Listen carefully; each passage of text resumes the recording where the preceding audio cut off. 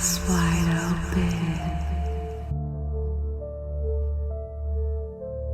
We're heading deep into the Appalachian Mountains, one of the oldest and most mysterious regions in the world. Appalachia has no shortage of eerie and chilling folklore the locals swear by. Don't forget to subscribe, and let's take a look. I heard a scream. I was barely setting up my tent when I heard it. For context, I was staying in Maine by the Appalachian Mountains. What I heard did not sound human or animal-like. I had been in the wilderness before, and I knew what a large cat sounded like. I'm not the type to believe in Bigfoot or skinwalkers, but I just couldn't explain what I had heard. There was shivers down my spine from the very moment I had heard it. I very quickly gathered my things and left. I did not want to stay and find out whatever it was that made that sound. I'm begging you, if you're ever out there and something feels off or sounds off, just leave. There's no point in risking an encounter with something or someone that you just don't know what it is. The fear of the unknown is the worst thing. Living in the Appalachian Mountains, my grandma taught me one thing. As soon as that sun goes down, you come inside. You shut those curtains, because if you can see out, then someone or something can see in. And never, ever whistle in the woods. You never know what you'll call. And most importantly, if you hear your name, no, you didn't. Okay, but did your friend disappear into the woods overnight for 14 hours when you were on that girls' trip last summer? And when she finally came out of the woods, she was unfazed, but you and your friends are freaking out because you've been looking for her all night? And this isn't some spur-of-the-moment trip. No, you have been planning this for 6 months because you never see each other and you live all the way across the country, and this is your time to reconnect. So what do? You book this beautiful Airbnb. It is in Black Forest. It's well above your tax bracket, and you splurge on it anyway because this is the girls' trip. And you get it because it has a hot tub. It has a telescope, and it has this beautiful little electric fireplace so that you can enjoy the night sky. And it's summer, and it's perfect. And all of those great ideas just go out the window first night you're there. So the three of you are like chit-chatting around the fire, no problem. Your friend goes back inside, and then when she comes back outside, like the air is different. Everything's a little bit more tense. So all of a sudden the conversation is lulling and we're all looking over to her. And she's not looking at us. No. She's looking straight out into the forest across from us. Mind you, we might be close enough to town, but like this is a dirt road that goes maybe a quarter mile, half a mile back before you hit like paved intersections. And that's not even like the main road. And so she is beelining her way to the woods, and you are looking at your friends and you're calling her name, and you don't want to startle her because now she looks like she would just jump and startle. And so you're kind of slowly making your way over to her, calling her name, seeing what's up. And as soon as you get close enough, there is a sound. And this sound is not in front of you. The sound is not where she is looking. This sound comes from behind the house. And she jumps and she runs straight into the woods. She went straight into the woods. Right in front of us. We're freaked out. We're calling her name, and she's just running into the dark. And we are bewildered, to say the least. And spoiler, she doesn't come back. We are taking turns staying at the house. We're taking our cars out. We're going really slow on the roads. We're trying to find her and trying to make sure that she's okay. And we don't hear from her.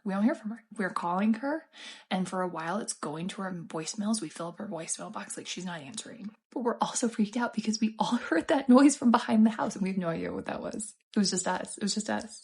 So now we're like, are we going to get attacked by a mountain lion? Are there bears out there? Is there something else out there? What's the problem? So we don't get any sleep. We're patrolling all night long. And then as soon as the sun's kind of coming up, we're like, you know what? We have to call it. We have to call somebody and get some help here. And that's when we get this call from this unknown number. It's from a donut shop. She had managed to make it to a bakery in town, which is like a 20-minute drive away from where we are. She made it far. She was on foot. And so all of our paranoia is coming to a head. And we're like, don't move. Don't go anywhere. We don't want her to bolt again. We're going to come and get you right now. And we get there and she's fine. She's unfazed. She sounds cool. She sounds just fine. She's cool and calm, but she looks a mess. She has one shoe on. Her legs are entirely scratched up. Her arms are scratched up. She went through this fight in the woods. And she remembers tripping and falling and getting back up and running. And we're like, why'd you bolt? why'd you take off? And you know what she said? She said, I went back into the house and I wasn't alone. There was something else in the house and I startled it and I told it to leave and it didn't want to leave and it startled me. So I came back out front and then I left. Did she hear that thing in the house behind that? Did she hear that thing? Oh yeah, she heard that thing. And she was running from whatever that thing was all night long. She's like, you know what? I didn't know if it was there or not, but I felt it and I just needed to keep going. We asked the wrong question. None of us have gotten any sleep. We're like, who was in the house? Was there another person in the house? And she said, no, it wasn't another person in the house. And we left it at that. So it's morning, daylight's out. And she said, I'm not going to go back to that house. Sorry, guys. And we're like, yeah, none of us want to be there. None of us want to be there now. Thanks a lot. But now we have to go back and get our things. We were freaked out. We got our things. We spent months trying to figure this out, trying to pinpoint all of us getting together. And we had this beautiful little place. And you know what we did? Your girl got a lot of Marriott points because we were in the hotel the rest of the weekend in town. So we don't know. We don't know what was out there. We don't know what was following her. We don't know what possessed her to keep going all night long. Like she would have been exhausted. And we didn't feel it the rest of the night. Like we were so freaked out. Like I don't know if we would have been able to tell. Wait, what do you mean that hasn't happened to you? What do you mean that hasn't happened to you? That doesn't happen? That's not supposed to happen? Like haints and stuff like that. I know a lot of people don't believe in it, and those people hear folks talk about it and think they're crazy. I've seen stuff. I know what I've seen, too. Here's a story of one of those times. You know, my first job was a night watchman on old coal mine property and stuff. You know, they'd send me here, there, and everywhere just to watch equipment and mine sites and just make sure nobody broke in and got up on a mountain and partied and shit like that. It was a pretty chill gig. But you'd see shit. And I seen something. I was watching in a place called Rocky Branch, Kentucky. It's going up towards Path Fork there. You know, you going up 119, you hang that left up at Harrod's gas station where they put water in your fuel tank instead of gasoline. And I was up there that night. I'd been watching up there for a couple of weeks, you know. And this is a pretty chill spot. I had one single piece of equipment to watch. It's just one excavator. That was all that was up there. Because it was abandoned mine land and they was reclaiming it. So they wasn't nothing up there but that excavator. But they still wanted to make sure there wasn't no dope heads or nothing get up there and rob off of it. And I was up there one night, like I usually was, just hanging around and doing my thing. Wasn't no phone signal, wasn't no way to entertain myself, so I just had a little headlamp, reading a book, doing this, that, and the other. As I sat there, you know, I would always keep my window about halfway down. That way I could listen out around, you know. I'd keep my headlights cut off and my engine cut off and stuff like that to save gas. I started hearing something over the berm in the weeds in that little reclaim grass there. And, you know, you'd hear, you know, through the night, you know, you'd every now and then you'd hear a coyote run through, or they'd be yipping off in the distance somewhere, or, you know, little field mice running around skittering, or every now and then you'd catch a bear just snooping around because he'd smell whatever food you had in your dinner bucket. But that's what I thought it was. You know, I just thought it was like a bear or something. So I done my thing. You know, I got to looking. And I cut my headlights on for a second. At first, I didn't see anything, so I cut them back off. And, you know, I grabbed my pistol just in case, you know, because you hear noise but don't see anything. You don't know what it is. But I cut my headlights on again. I didn't start my truck. I just cut my lights on. And I seen some movement over the berm there. And I didn't know what it was. But slowly and surely it walked up over top of the berm And to this day, I have no idea what the was that I seen. This thing, it walked kind of like hunched over, just, and it had real long arms, almost dragged the ground, but it didn't. Like, it kept its arms held back a little bit, But its shape was kind of humanoid looking, like it was built like a person. It was extremely skinny, and its skin was kind of like grayish looking. And obviously I got scared. But what kind of got me, it had like real long black hair, but its head was shaped kind of like the only way I could describe it's kind of like a horse skull, kind of. And the flesh on it looked like it'd been rotten, and like you could see bone and a little bit of muscle tissue here and there. But it had these big old eyes that's kind of yellowish red. It's kind of like white, then, the red part, and then a real bright white and like whitish yellow in the middle. And as it moved through there, it kind of made like I don't know the word to describe it, it's kind of like, how whenever you get the wind knocked out of you and you're like gasping and trying to talk at the same time? That's pretty much what it sounded like. It just, every time it would take like a really loud gasp, it would have kind of like a groan in behind it. And it walked up on top of the berm and walked out into the road for a second and shot up into the reclaim. It was at this point, Pants house. I started my truck. I grabbed a Bible, because I always pack a Bible in my vehicle. Hold on a second. Where's that? I always pack a Bible in my vehicle. And I grabbed that Bible, and I threw that truck into gear, and I took the off out of there. I got about 3/4 of the way around the mountain to where you start off to go down towards the main highway. And that I finally got phone signal back in, and I called my boss, and I told him, I said, look, and I told him the whole story, and obviously he called me a bullshit, that's completely fine. I don't give a I know what I seen, but it shook me up pretty bad. I called him and I told him every bit of that, and he called me a bullshit, and I said, that's fine, but I said, look, man, I said, you will not put me back up here again.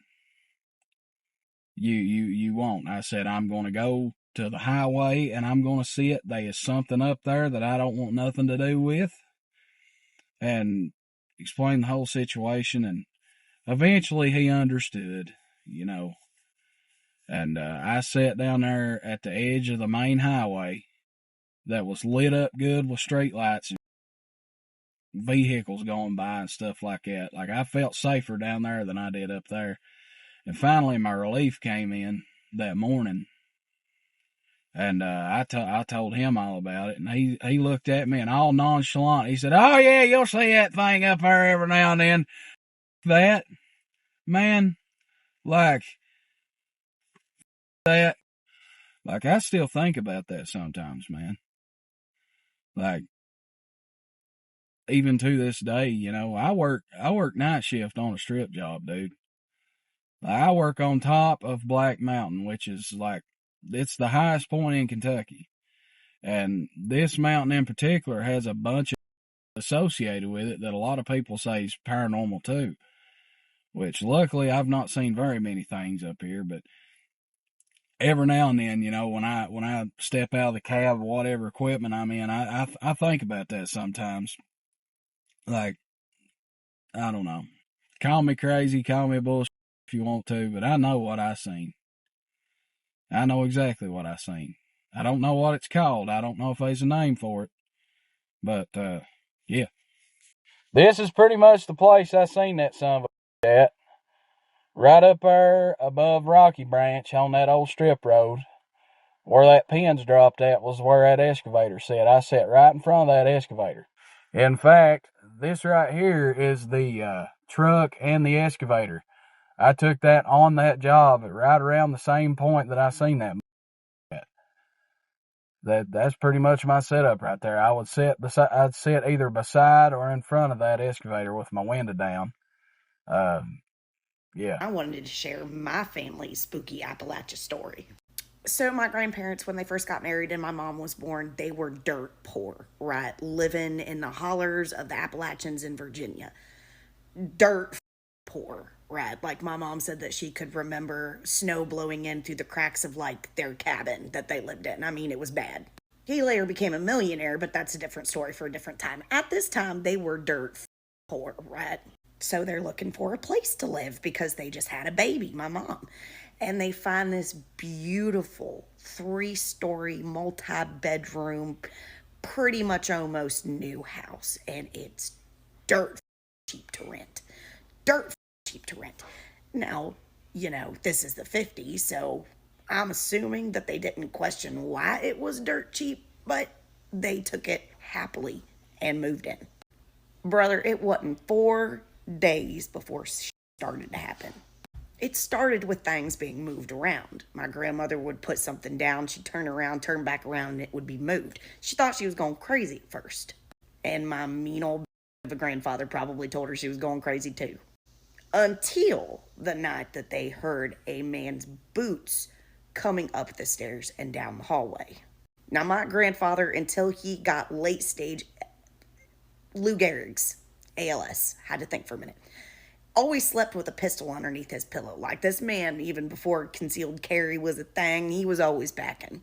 So my grandmother is nudging my grandfather to make sure he's awake, and he's kind of tapping her like, yeah, I'm awake, and he's sliding his hand underneath the pillow to grab his pistol. Meanwhile, these boot steps, he's pretending like he's asleep. These boot steps are coming in the room and walking right to my mother's cradle.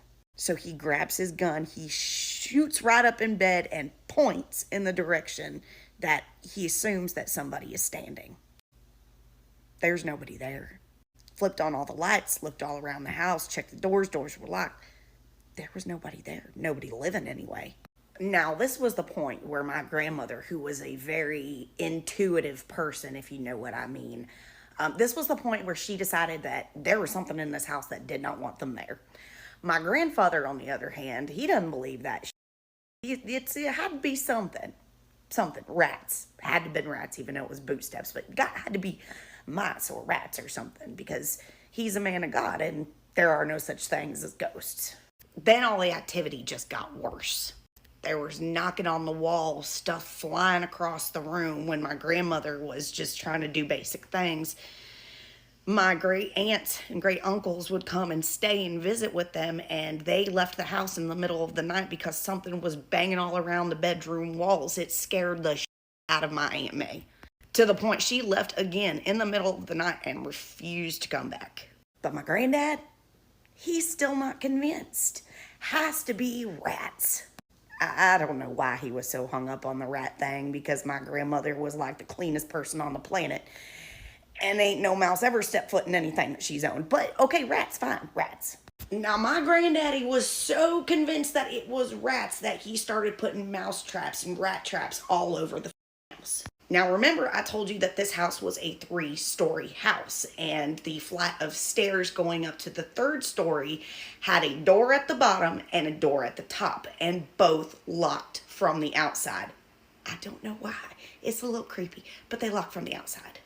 So my grandfather puts a rat/mouse trap up on that 3rd floor attic space thing. Closes the top door, locks it with a key, goes down the stairs, closes that bottom door, locks it with a key that he keeps in his bedroom nightstand. The next morning, when they got up and went down to the kitchen for breakfast, that same rat trap was sitting on the middle of their dining room table. And yes, we can confirm that it was the same rat trap because my grandfather went and looked around all the places that there were rat traps. And the only one that had moved was the one on the 3rd story. And it was sitting on the 1st floor in the middle of the dining room table, as if to say, I still think it's rats. The activity was so bad, my grandmother would not be in the house alone.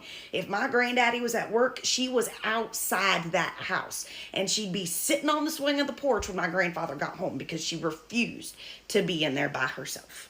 They weren't there a couple of months before they could no longer live there, and they booked out. And again, it's a very, very small town. We're talking Grundy, Virginia, all right? It was a small town. Everybody knew everybody. And my grandparents were fairly new, so they, were talking to folks. And when they tell folks about the house that they just moved out of, they went, oh, yeah. Come to find out, that house was built by a gentleman for his wife. It was his wife's dream house. She designed it. This was his love letter to her dream house, right?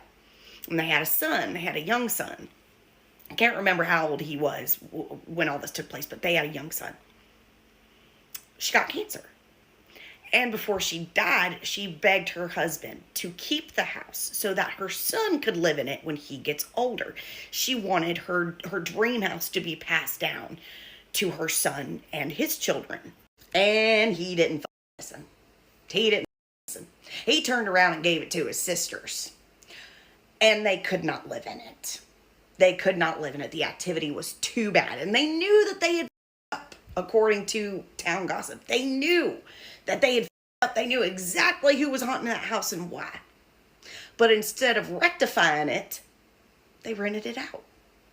And nobody else could live there either. For the entirety of the time that this house was inhabitable, because it became very derelict and it was eventually torn down. But the entire time that this house was habitable, nobody could or would live there longer than a few months. They could not keep renters in this house. And they even lowered the price lower than it was when my grandparents rented it, who were, again, dirt poor. Nobody would touch that place with a 10-foot pole. And the ones that did only lasted a month or two. And my grandparents, even my grandfather, admitted that there was something in that house, and that's exactly what they think it was. And again, my grandfather, not superstitious, not a storyteller, not a joker, not an embellisher. He was a mean old hateful come at me, he was. And my grandmother didn't lie either. On top of that, every single one of my family members that was around at that time all agreed that these things happened. Now, when I got older and I was able to do some research on the property, because the house became derelict and got torn down, I believe somewhere in the late 90s, early 2000s.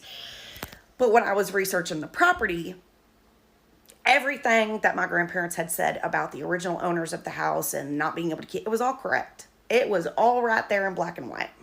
And the ironic thing about this entire story is that my grandmother passed away in 2018 of dementia. My grandfather also built her dream home. I mean, it was like a manor house. Again, they grew up dirt poor. They were dirt poor.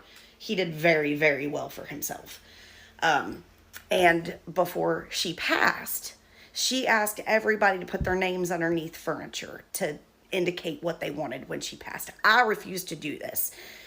And I said, Grammy, just give me whatever you want me to have. I'm not going to put my name underneath your like a picture. I'm not doing it. And she was like, well, baby, just tell me what you want. And I said, Mama, the only thing that I want is to raise my children in this house. I want to keep this house in the family. And she said, you've never asked me for anything? Got it. So when she passes, my grandfather decides to move in a condo. He asks me, or I ask him, I want to buy this house. This is how much I'm approved for a VA loan.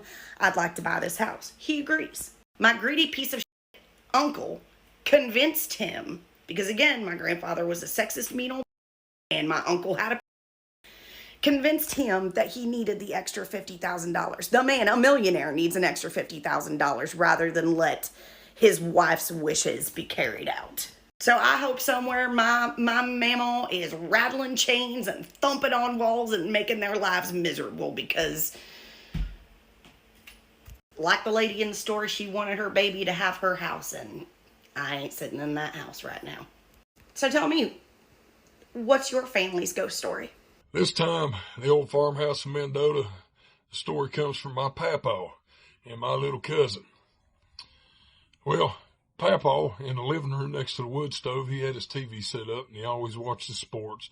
Loved baseball, loved football, loved all of it.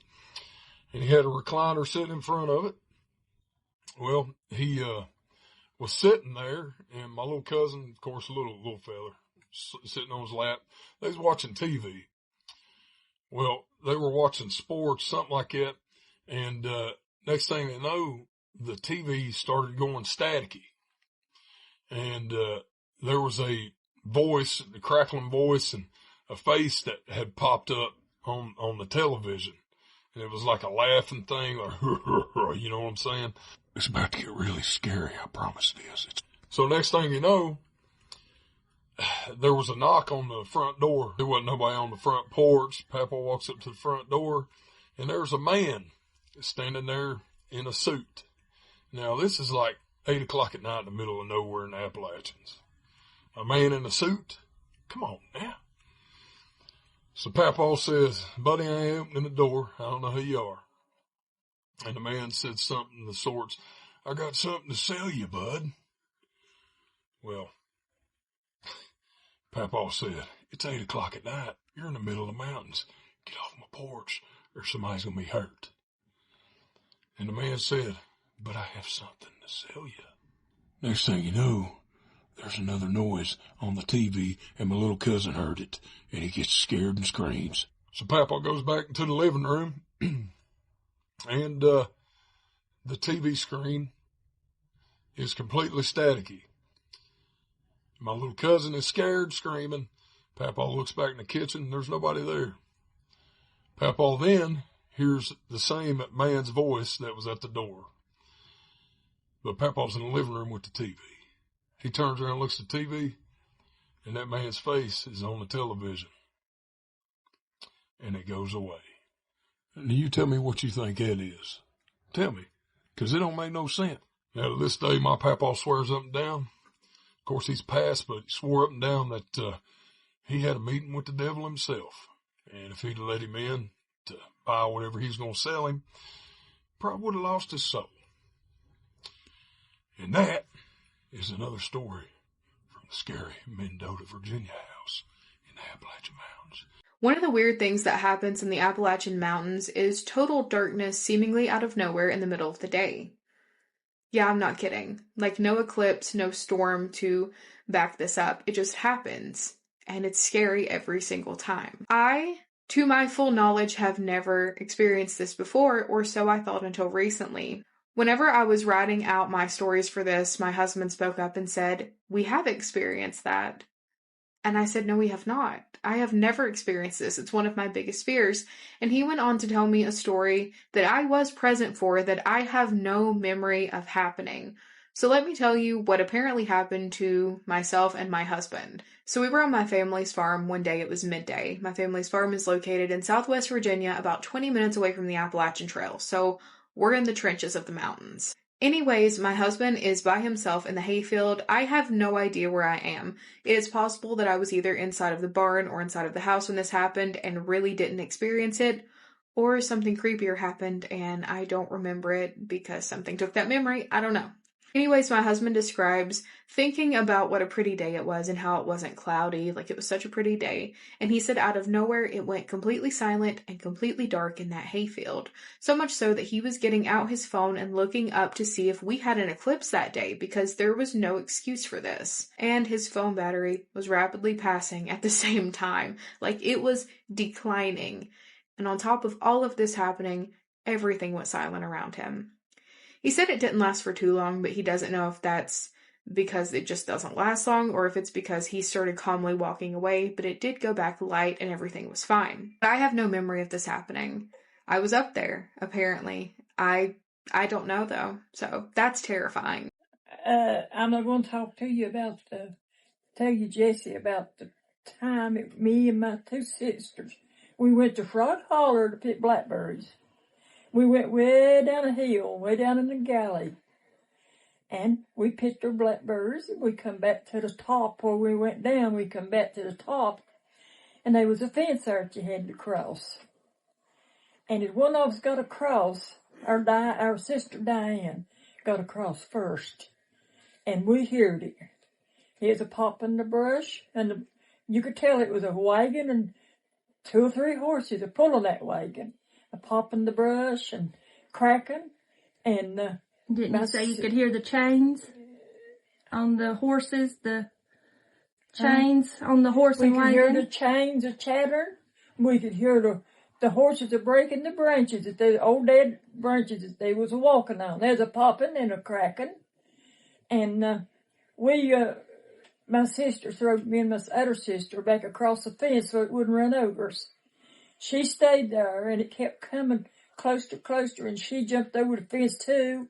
And just as she jumped over the fence, it went through. Went by you? It come right by us, and it was chattering, and we even felt our wind off of it, of the horses coming so fast at that thing. And we stood there scared to death till we just stood there till we heard it go all the way down. And it went all the way back down on the other side of the fence, all the way back down the holler. But you never seen it? We crossed over the fence to look to see where it's at, and it wasn't there. There wasn't no sign. We didn't see no sign of no horse or wagon when it passed us. But you seen dust? But we seen dust, and we heard the chains a rattle. We heard the pop of the brush. And we seen it, we heard it go right by us. It went right by us. And it was a wagon, a horses pulling a wagon. It was a ghost. And that was a scary time. It was a ghost. It was a ghost. No, that was the truth now. I didn't know story I'm making up. That's the truth.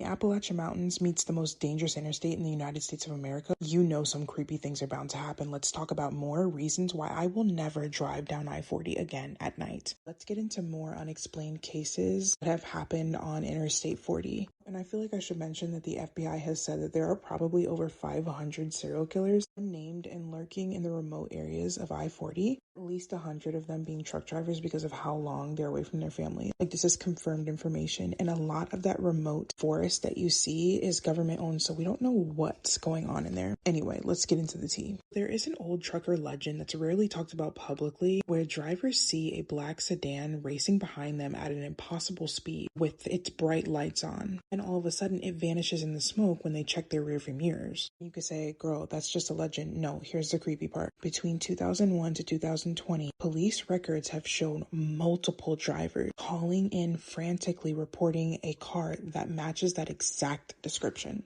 And those same callers lost control of their vehicles moments later after seeing this sedan. To make matters even worse, one of those drivers actually died, and his dash cam records seeing bright headlights forming and then disappearing seconds after the crash.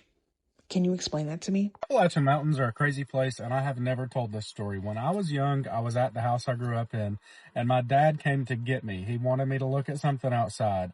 We went out of the back door, which is now the garage in that house, and over the backyard where the fence line is, there was this unidentified aerial object. UFO, whatever you want to call it. It was massive. It was literally like the size of a football field.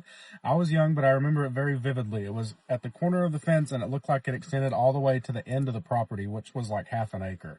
It was huge, and it was like a dark gray gunmetal color. It blended in with the nighttime sky, and it had lights around it in a saucer pattern, like a circular pattern.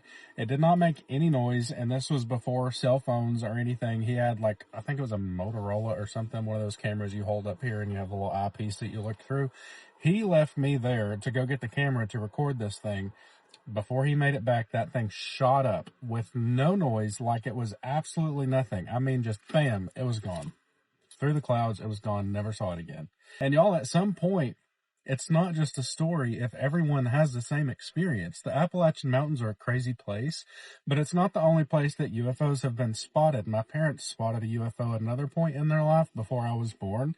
I used to do house calls in the hills of the Appalachian Mountains, sometimes in areas that were so desolate where people wouldn't have running water or electricity. People were in areas where I didn't have cell service or my GPS wouldn't work. So I'd be navigating to their homes with the use of a compass in my car and a map.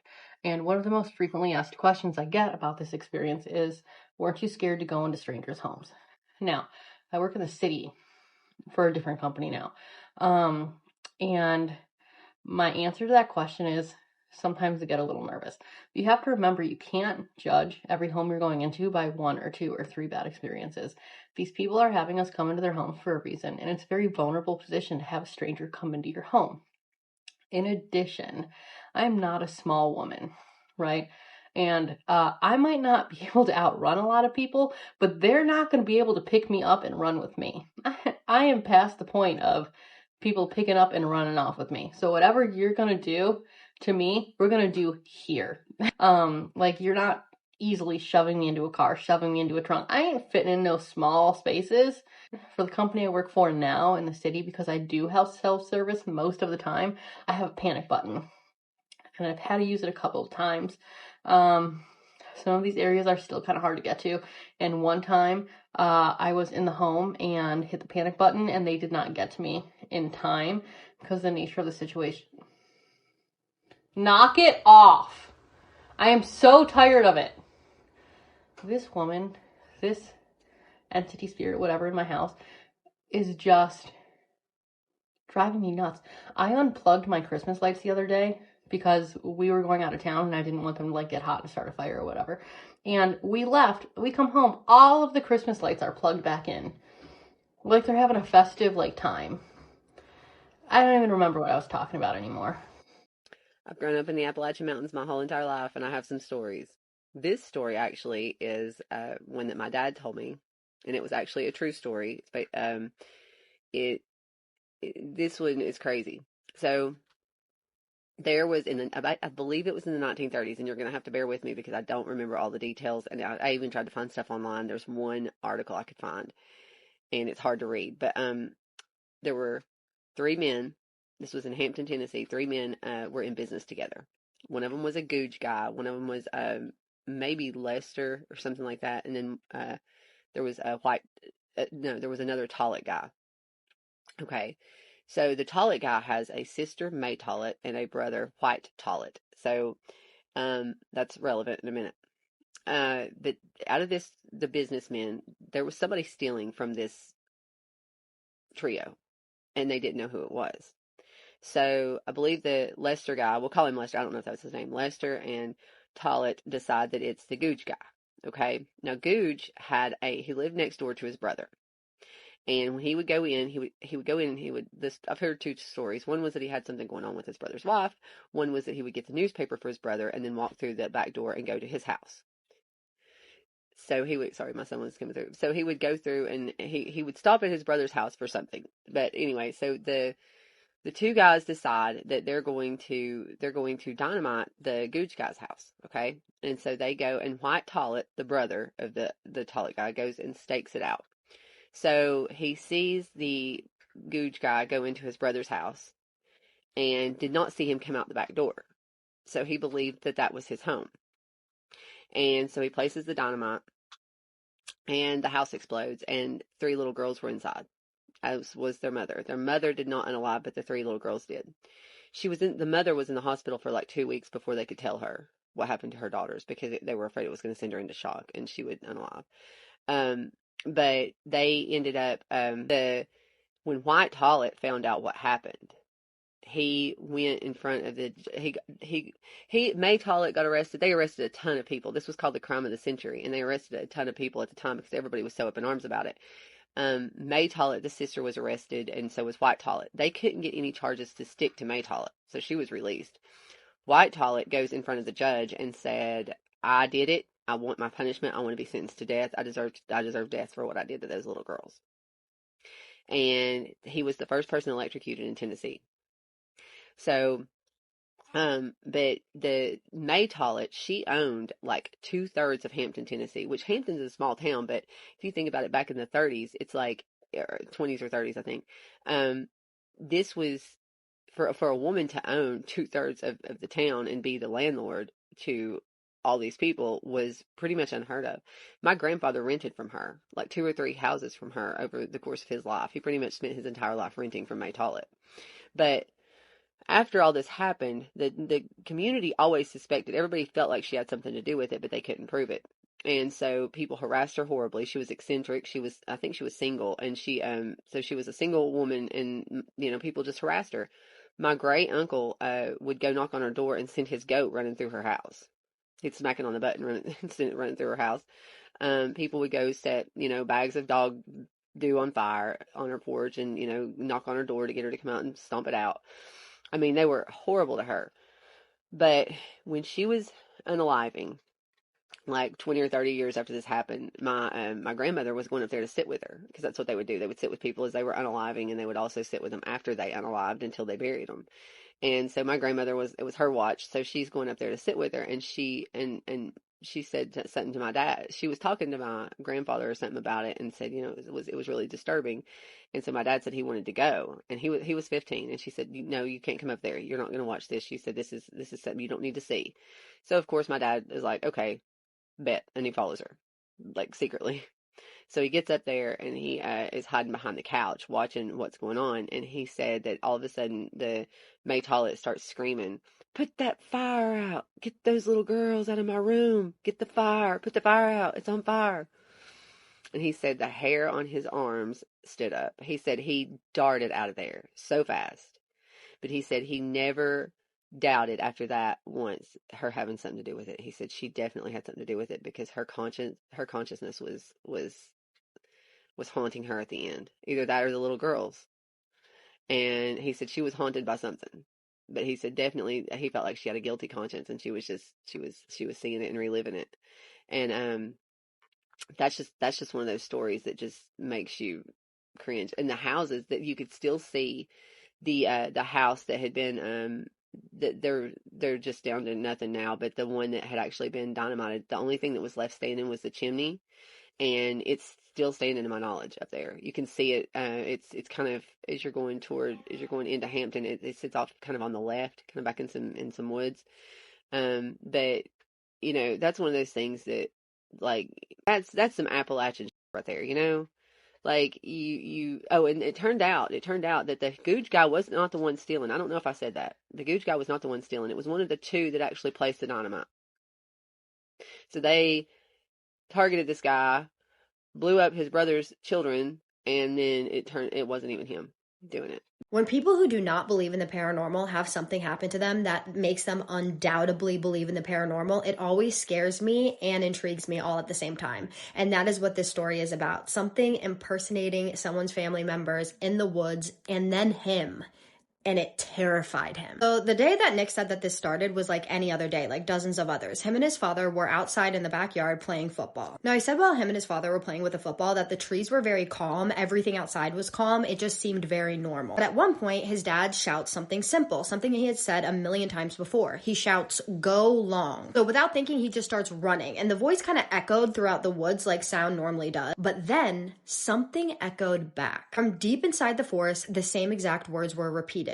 "Go long." It was the same timing, same phrasing, and at first his brain tried to rationalize it. Maybe someone was nearby, maybe it was just a coincidence, but the voice didn't sound human like it should have. It sounded like his dad, but wrong, slightly delayed, crackly, flat, like a poor imitation of a real voice. But before him or his dad could react, the dog outside just starts going crazy, barking aggressively, not playfully. He said it wasn't even like alert barking, it was pure panic. And this is where it gets creepy. That's when all of a sudden, the voice in the wood echoed again. But this time, it echoed the dog's barking. He said the bark was close, but not perfect. It had a high right rhythm, but not the right feeling. Like something that had heard a dog bark before, but didn't truly understand it. And then it happens again. The voice shifted and copied Nick. Hearing his own voice come from a place that it shouldn't exist was horrifying in a way that he did not expect. It didn't sound like a recording or an echo. It sounded like him. but stripped of something important. Empty, broken, like every imitation felt slightly off. He said the best analogy he could think of was a mask worn by something that didn't belong on it. And then, just as suddenly as it started, everything just stops. No voices, no barking, no movement, just pure silence. He said that the silence felt heavy in the air, and it didn't feel peaceful, it felt intentional. Like whatever was out there had chosen to stop. Well, after this, they shortly go inside, right? But both of them are deeply unsettled, but they didn't really want to talk to each other about it. So they just decided to forget that it happened and just tell themselves that it was nothing more than imagination filling in gaps that they didn't understand. But Nick could not shake the feeling that this was not over, and he would not be wrong. A few days later, he did what he always did. There was a trail directly behind his house, and he walked on it often. It was familiar territory to him. It was somewhere that he had always felt comfortable. That day was no different, at least not at first. He walked in about a mile deeper than most people go. He then reaches this rocky pit-like area that opens up among the trees. He said it was quiet there though, almost unnaturally quiet. And that is when he saw it. It was standing on the rocks completely still. It had 4 legs, but it didn't stand like an animal that he recognized. Its posture was wrong and unnatural, like it was almost holding itself in a way that it wasn't meant to or used to. He said at this point, it did not charge at him, it did not run at him, it just stood there staring at him without making any movements whatsoever. And then it spoke. It said,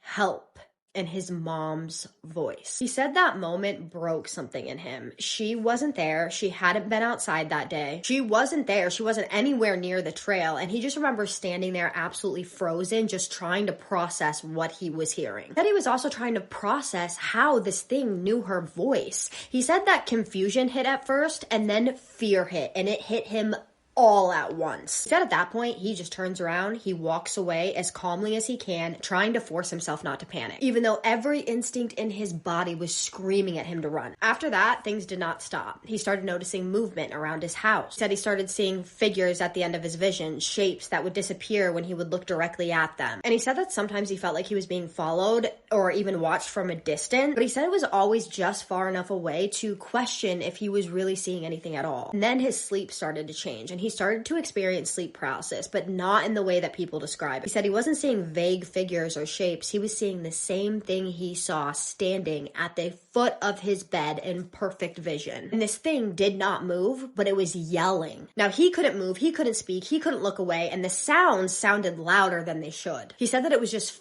filling the room. Now, he's tried to explain all of this to himself logically. He's tried to explain to himself that there's a reasonable answer. There's got to be something scientific, something harmless. But hearing familiar voices coming from places that they shouldn't, seeing something that doesn't behave like anything that he recognizes, feeling watched afterwards, change how he sees the world around him. He didn't want to believe anything like this. He didn't go searching for it. But after everything he's experienced, it's hard to pretend it didn't happen. He said that whether anyone else believes him or not, he knows what he heard, he knows what he saw, and he knows that whatever it was did not feel random. It felt aware.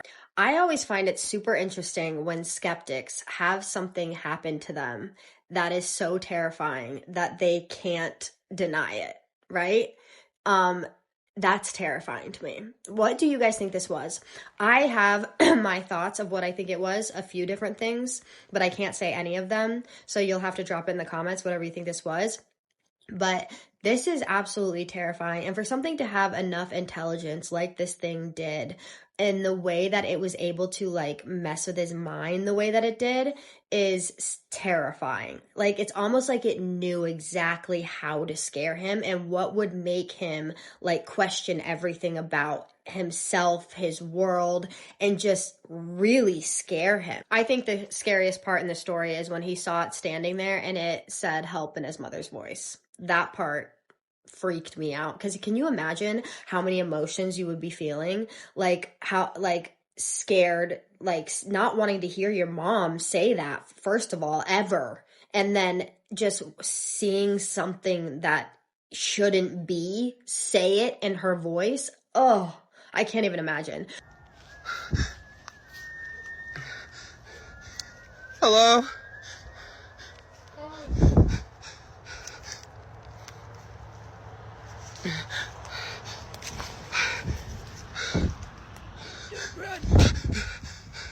Who's there?